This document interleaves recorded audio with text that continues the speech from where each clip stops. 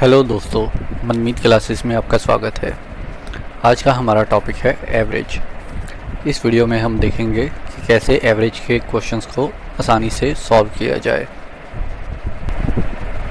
Average का बहुत ही simple formula है, average equal some of items divided by total number of items. मान लीजिए कि एक बैट्समैन है जो कि एक मैच में 20 रन बनाता है, अगले में 32, फिर 26, फिर 18 और फिर 24।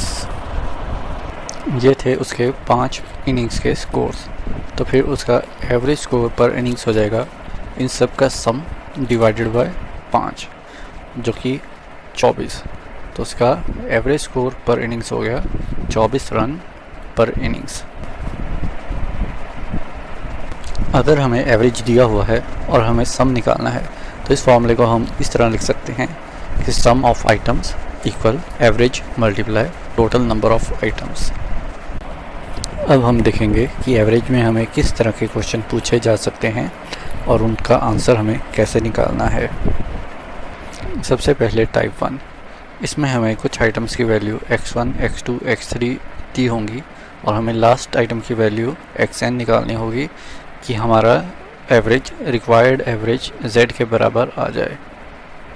अब हम इससे रिलेटेड एक एग्जांपल देख लेते हैं। इस एग्जांपल में हमें 5 लड़कों का वेट दिया हुआ है और हमें 6th लड़के का वेट निकालना है कि हमारा 6 लड़कों का एवरेज वेट 60 के इक्वल आ जाए। इस टाइप के क्वेश्चन को सॉल्व करने के लिए हम फॉर्मूला यूज़ करेंगे xn equal z multiply n minus x1 plus x2 plus x3 plus x4 plus x5।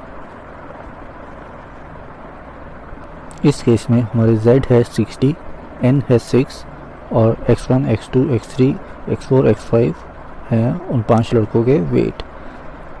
हम फॉर्मूले में ये सब वैल्यूज़ पुट कर देंगे तो हमारा xn की वैल्यू आ जाएगी 61। अब दूसरे टाइप का क्वेश्चन। इस टाइप के क्वेश्चन में एक ग्रुप जिसमें n1 आइटम्स हैं और जिनका एवरेज x1 है, उसमें हम दूसरा ग्रुप ऐड कर देते हैं जिसमें n2 आइटम्स हैं और जिनका एवरेज x2 है। अब जो नया ग्रुप बना जिसमें n1 प्लस n2 आइटम्स हैं, हमें उसका एवरेज फाइंड करना है। अब इससे रिलेटेड एक एग्जांपल देख लेते हैं। इस एग्जांपल में 6 लड़कों का एक ग्रुप है जिसका एवरेज वेट 60 kg है। इस ग्रुप में 4 लड़कों का एक और ग्रुप ऐड हो जाता है जिनका एवरेज वेट 55 kg है। अब हमें इस नए ग्रुप का एवरेज वेट फाइंड करना है। इस टाइप के क्वेश्चन को सॉल्व करने के लिए हम ये फॉर्मूला यूज़ करेंगे, average weight z equal n1 x1 plus n2 x2 divided by n1 plus n2। इस केस में n1 है 6, x1 है 60, n2 है 4, x2 है 55। वैल्यूज़ पुट करके हमारा एवरेज वेट आ जाएगा 58 kg। अब हम देखेंगे टाइप 3। इस टाइप के क्वेश्चंस में हम ग्रुप में कुछ आइटम्स ऐड करने के बजाय ग्रुप में से कुछ आइटम्स रिमूव करेंगे। जैसे कि इस एग्जांपल में हम देख सकते हैं कि 16 लड़कों का एक ग्रुप है जिनका एवरेज वेट 60 kg है। उस ग्रुप में से 4 लड़के जिनका एवरेज वेट 54 kg है हम रिमूव कर देते हैं। अब हमें बचे हुए 12 लड़कों का एवरेज वेट फाइंड करना है। इस टाइप के क्वेश्चंस को सॉल्व करने के लिए जो फॉर्मूला यूज़ होगा वो पिछले टाइप के फॉर्मूले की तरह ही है, बस पिछले टाइप के फॉर्मूले में प्लस साइन की जगह माइनस साइन आ जाएगा। इस एग्जांपल में n1 हमारा है 16, x1 है 60, n2 है 4 और x2 है 54। फॉर्मूले में ये सारी वैल्यूज़ डालने पे हमारा एवरेज वेट आ जाएगा 62 kg। अब हम बढ़ते हैं टाइप 4 की ओर। टाइप 4 के क्वेश्चंस में ग्रुप में कुछ आइटम्स ऐड होंगी और कुछ आइटम्स रिमूव होंगी। जैसे कि इस एग्जांपल में 16 लड़कों का एक ग्रुप है जिनका एवरेज वेट 60 kg है। उस ग्रुप में से 4 लड़कों का एक ग्रुप जिनका एवरेज वेट 54 kg है वो ग्रुप छोड़ के चले जाते हैं और 8 नए लड़के जिनका एवरेज वेट 67 kg है वो ग्रुप में ऐड हो जाते हैं। इस टाइप के क्वेश्चन में जो फॉर्मूला यूज़ होगा वो पिछली 2 टाइप में यूज़ हुए फॉर्मूलों की तरह ही है, बस जो आइटम ऐड हो रही हैं उनके साथ प्लस साइन आ जाएगा और जो आइटम्स रिमूव हो रही हैं उनके साथ नेगेटिव साइन आ जाएगा। फॉर्मूले में वैल्यूज़ पुट करने के बाद हमारा एवरेज वेट आ जाएगा 63 kg। इस बात का ध्यान रखिए कि ज़रूरी नहीं कि क्वेश्चन में आपको एवरेज निकालने के लिए ही बोला जाएगा। हो सकता है कि एवरेज आपको क्वेश्चन में दी हो और आपको N1, N2, N3 या X1, X2, X3 इनमें से कोई एक वैल्यू निकालने के लिए बोला जाए।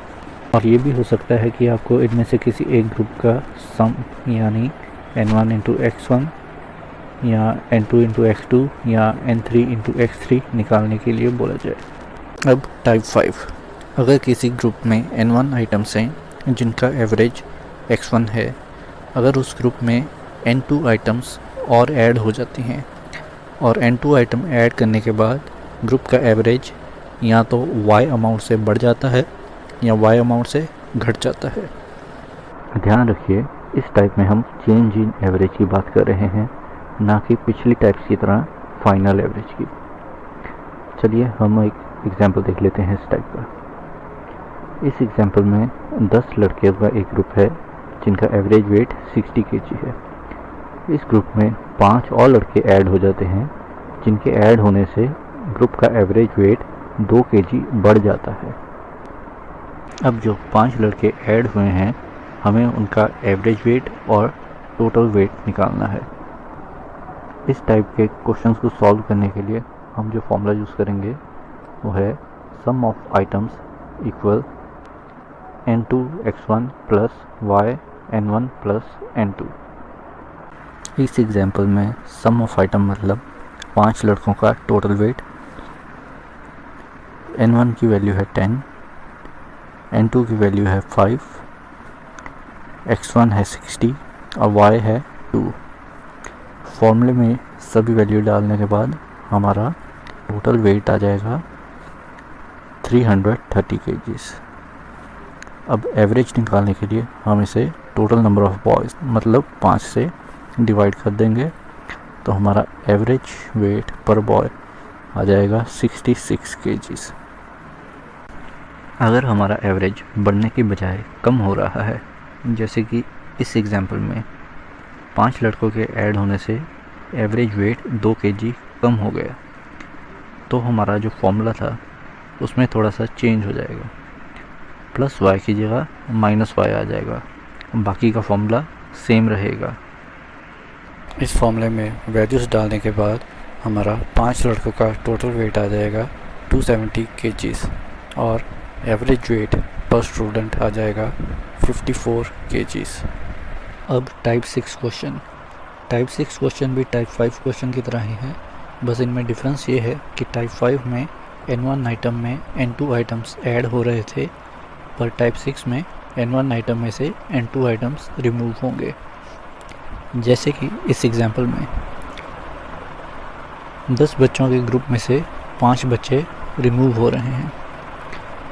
10 बच्चे जिनका पहले की एवरेज वेट 60 kg था, 5 बच्चे रिमूव करने के बाद बचे हुए 5 बच्चों का एवरेज वेट 2 kg बढ़ जाएगा।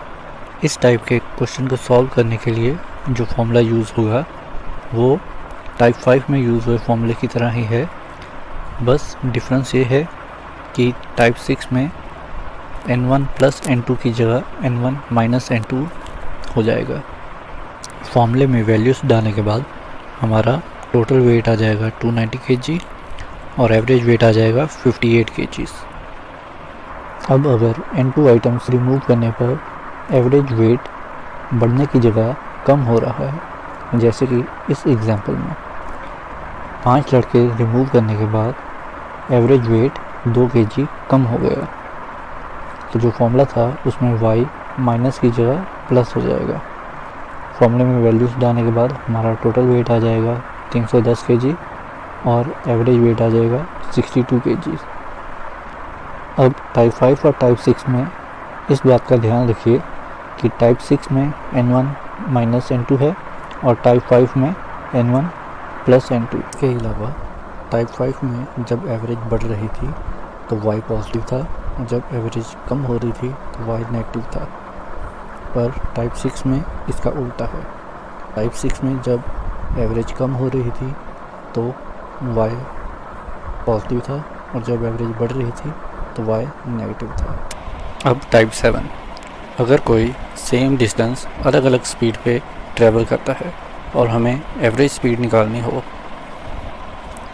जैसे कि इस एग्जांपल में एक व्यक्ति पॉइंट ए से पॉइंट बी की तरफ जाता है 60 किलोमीटर पर आवर की स्पीड से, और जब पॉइंट बी से पॉइंट ए में वापस आता है तब उसकी स्पीड थी 40 किलोमीटर पर आवर। आने में और जाने में डिस्टेंस सेम था पर स्पीड डिफरेंट थी, तो उसकी एवरेज स्पीड फाइंड करेंगे हम इस फॉर्मूले से। Average speed equal to X Y divided by X plus Y, जहाँ x और y उसकी जाने की और आने की स्पीड है। इस एग्जांपल में x की वैल्यू है 60 और y की वैल्यू है 40। फॉर्मूले में हम वैल्यूज़ डालेंगे तो हमारी एवरेज स्पीड आ जाएगी 48 किलोमीटर पर आवर। अब टाइप 8, अगर टाइप 7 में डिस्टेंस सेम था, अगर डिस्टेंस सेम ना हो, मतलब अलग अलग डिस्टेंस अलग अलग स्पीड से ट्रैवल किया जाए, तो जैसे कि इस एग्जांपल में एक व्यक्ति पहले 300 किलोमीटर ट्रैवल करता है 60 किलोमीटर पर आवर की स्पीड से, फिर अगले 500 किलोमीटर ट्रैवल करता है 100 किलोमीटर पर आवर की स्पीड से, और फिर 500 किलोमीटर ट्रैवल करता है 50 किलोमीटर पर आवर की स्पीड से। इस तरह के क्वेश्चन को सॉल्व करने के लिए हम जो फॉर्मूला यूज़ करेंगे वो है average speed equal total distance divided by total time. तो इस केस में हमें पहले टोटल डिस्टेंस निकालना होगा और फिर टोटल टाइम। डिस्टेंस हमें दिया हुआ है 300 किलोमीटर, 500 किलोमीटर और 500 किलोमीटर। तीनों को ऐड करेंगे तो हमारा टोटल डिस्टेंस आ जाएगा। टाइम हमें निकालना पड़ेगा। टाइम निकालने के लिए हम फॉर्मूला यूज़ करेंगे डिस्टेंस अपॉन स्पीड। हम ये फॉर्मूला यूज़ करके t1, t2 और t3 की वैल्यू निकाल लेंगे।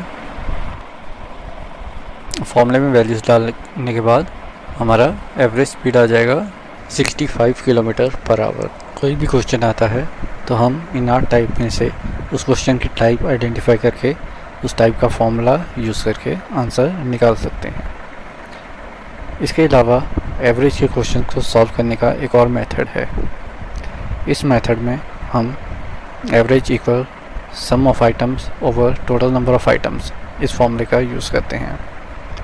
इस फॉर्मूले में हम इनिशियल कंडीशंस और फाइनल कंडीशंस की वैल्यूज़ पुट करके दो इक्वेशंस बना लेते हैं और उन दोनों इक्वेशंस को सॉल्व करके हम अपना आंसर निकाल सकते हैं।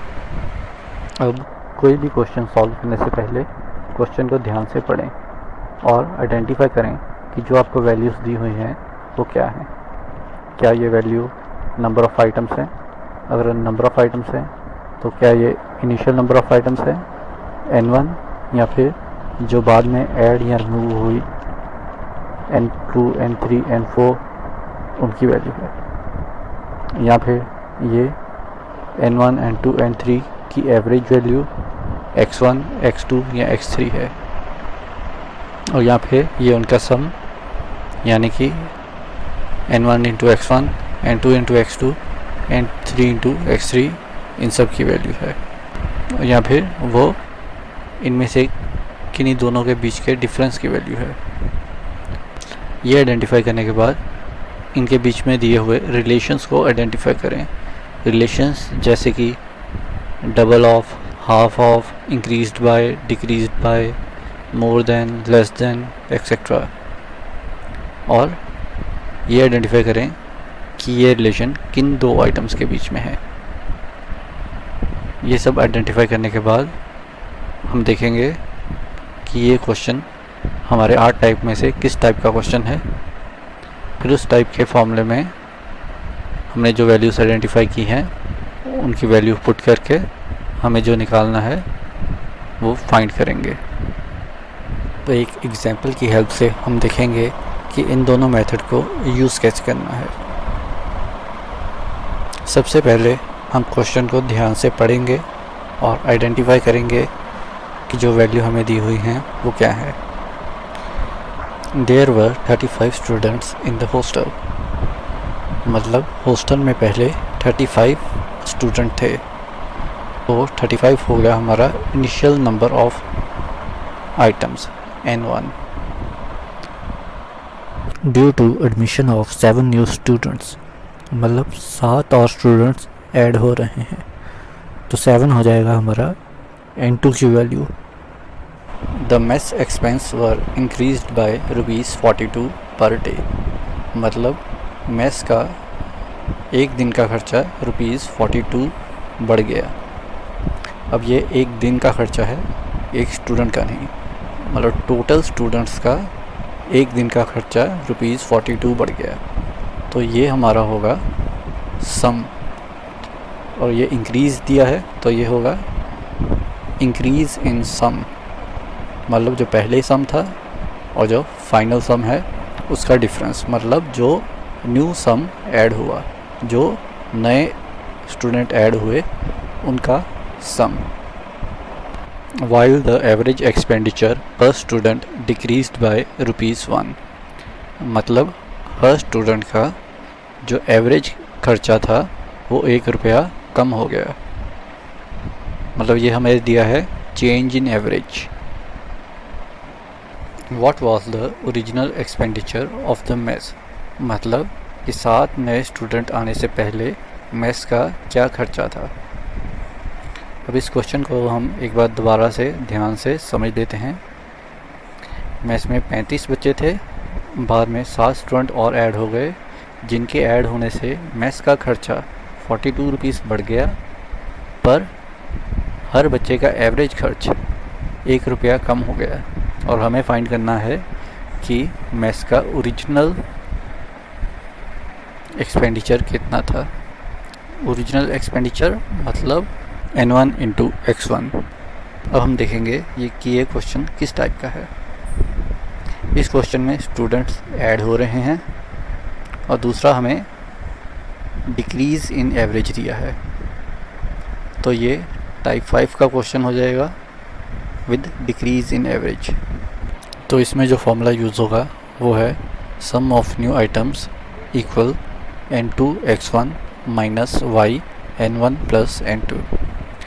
सम ऑफ न्यू आइटम्स है इंक्रीज़ इन एक्सपेंडिचर जो कि है 42, N1 है 35, N2 है 7, Y है 1 और X1 हम फाइंड करेंगे। सभी वैल्यूज़ डालने के बाद X1 की वैल्यू आ जाएगी 12। हमें फाइंड करना है ओरिजिनल एक्सपेंडिचर जो है X1 इंटू N1। वैल्यू डालने के बाद हमारा ओरिजिनल एक्सपेंडिचर आ जाएगा ₹420। अब इसी क्वेश्चन को हम दूसरे मेथड से सॉल्व करेंगे। दूसरे मेथड में हम average equal some of items over number of items इस फॉर्मूले का यूज़ करेंगे। पहले हम इस फॉर्मूले में इनिशियल कंडीशंस की वैल्यू डाल के एक इक्वेशन बनाएंगे और फिर इसी फॉर्मूले में फाइनल कंडीशंस की वैल्यूज़ डाल के दूसरी इक्वेशन बनाएंगे और फिर दोनों इक्वेशंस को सॉल्व करके हम अपना आंसर फाइंड आउट करेंगे।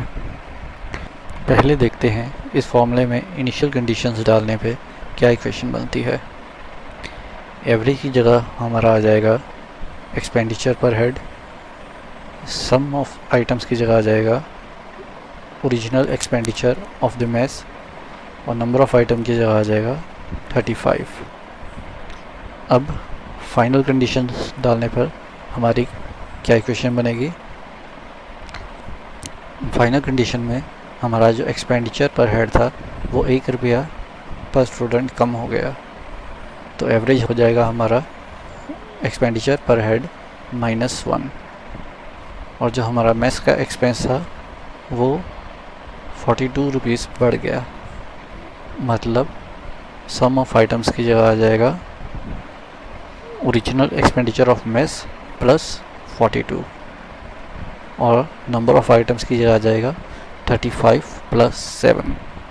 अब इस इक्वेशन में इनिशियल कंडीशन से अगर हम एक्सपेंडिचर पर हेड की जगह original expense of mess divided by 35 लिख लें तो हमारी ये इक्वेशन आ जाएगी।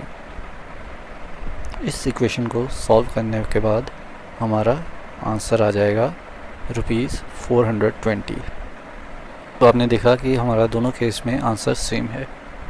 तो आप किसी भी क्वेश्चन को दोनों मेथड से सॉल्व कर सकते हैं, पर जो सबसे ज़रूरी बात है कि आप क्वेश्चन को ध्यान से समझें। अगर आप क्वेश्चन को ध्यान से समझते हैं तो आप आसानी से कोई भी क्वेश्चन सॉल्व कर सकते हैं।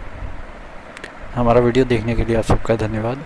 अगर आपको हमारा वीडियो पसंद आया तो हमारे YouTube चैनल को सब्सक्राइब कीजिए और अपने दोस्तों के साथ शेयर कीजिए। Thank you.